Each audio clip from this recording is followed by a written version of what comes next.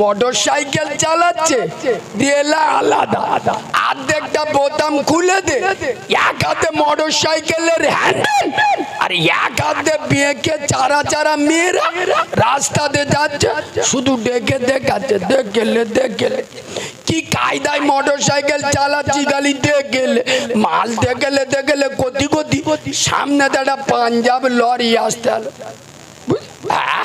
ভিতরে ঢুকে চোখ টোক সব উবড়ে গেল। মেয়েরা কে বলে আরে ভাই তা তোর তো দেখতে এলুম, এ যে দেখে চোখ টোক উবড়ে গেল। যুবক ছেলেরা, খোদার কসম, আজ ইসলামে তোমাদের খুব প্রয়োজন, আজ ইসলামে তোমাদের দরকার। তাকিয়ে দেখো উত্তর প্রদেশের সম্বলে আল্লাহর ঘরকে বাঁচানোর জন্য পাঁচটা যুবক বেঈমানের মতো পিঠে গুলি খায় নাই। তারা সালাউদ্দিন আইয়ুবীর উত্তরসূরি কারে বলে, শেরে খোদা আলীর উত্তরসূরি কারে বলে, আল্লাহর ঘরকে বাঁচানোর জন্য বুকে গুলি খেয়েছে, পিঠে গুলি নাই। এই যুবক ছেলেরা, আজ ইসলামে তোমাদের প্রয়োজন। কেন? যুবকরা এগোলে ইসলাম এগোবে। বাবু আমি একটু অন্য মাইন্ডের, কি জানেন, হয়তো অনেক যুবক ছেলে টুপি নিমা দেয়। এখন নবীর বিরুদ্ধে কোনো কথা বললে বা কোরআনের বিরুদ্ধে কেউ কোনো কথা বললে শুধু নামাজি টুপিওয়ালা দাড়িওয়ালা যাবে তার কোনো মানে নেই।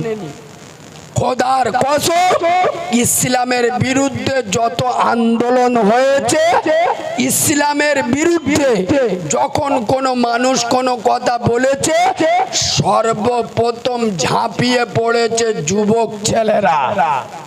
ঠিক বলেছি না ভুল বলেছি? খোদার কসম, ওই জন্য আমি মুরব্বীদের বলে যাচ্ছি, যুবকদের আগিয়ে দেবেন, যুবকদের ভালোবাসবেন। আর আপনারা যদি মনে মনে করেন যুবকরা চেংড়া বেংড়া, ওরা কি করবে, ওরা নিজেরা ঠিক নি। এ বাবু, যুবকদের পাওয়ার কার বলে আর যুবকরা কি পারে, একবার হাসিনা জিজ্ঞেস করে আসুন। কে বুঝতে পারেন? শেখ হাসিনা। যন্ত্রটা এখন কোথায় আছে বলো দি? ভারতে। তার মানে কি আমাদের এই মালটার বউ নি আর শেখ হাসিনা দুজন ভালোবাসা করতে? খোদার কসম, এই যুবক ছেলেরা নামাজের দিকে এসো, ইসলামের দিকে এসো। মনে রেখো মোবাইলে সব আছে, চার্জ নেই, মোবাইল বেকার, তোমার ভিতরে সব আমল আছে, নামাজ নাই, সব আমল বেকার।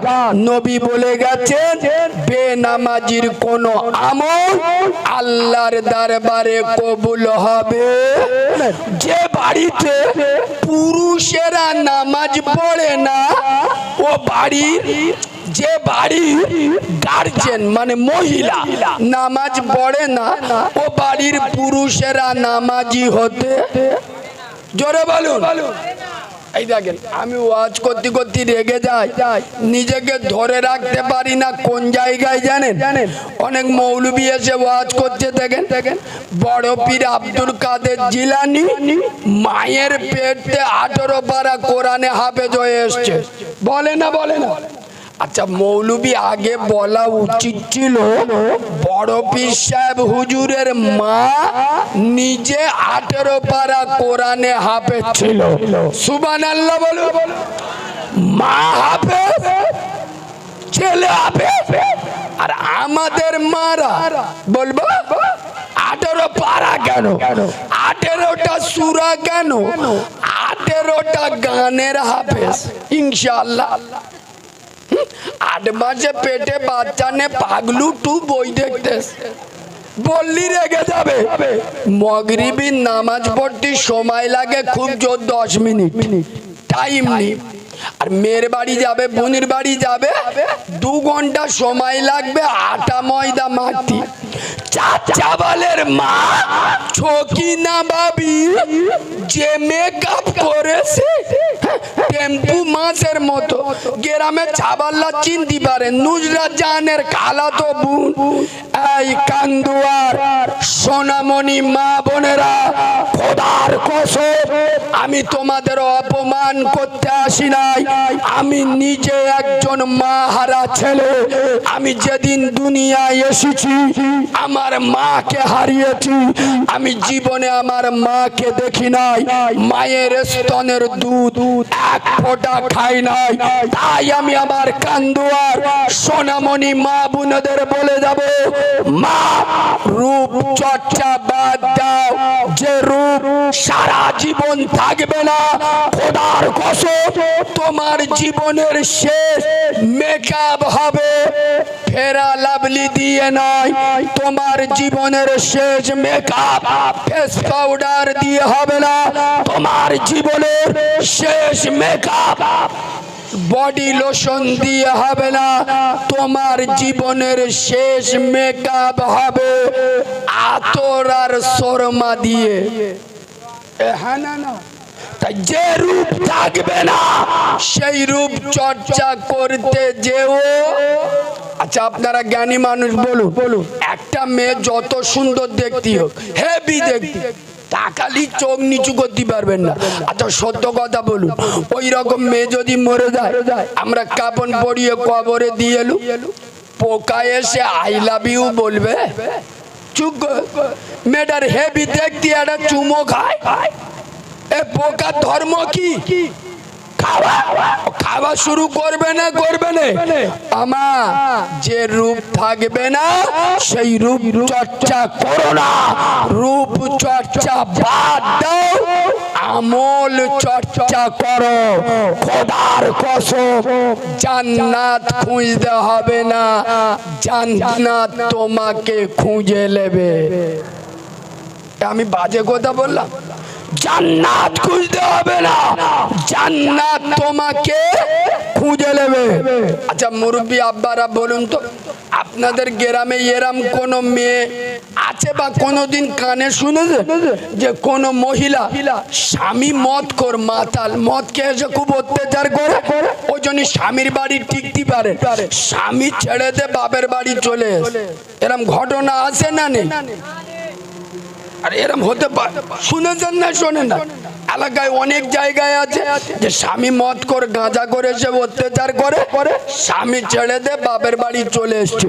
খোদার কসম সারা বাংলায় একটা প্রমাণ আমাকে দেয়, কোন মহিলা স্বামী ছেড়ে দে বাপের বাড়ি চলে এসছে, স্বামী নামাজ পড়ে না বলে।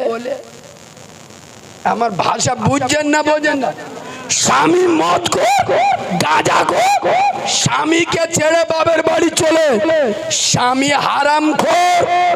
কোন মহিলা দাঁড়িয়ে বলেছে এই স্বামী হারাম খাওয়া বাদ দাও, আমাদের গোশ ভাতের দরকার নাই, ডাল ভাত খাবো আমরা। সেই ফতেমার উত্তরসূরি যে আম্মা জান ফতেমা, দুনিয়ার কোন মানুষ তো দূরের কথা, যার মাথার চুল আকাশের চাঁদ সূর্য দেখে নাই।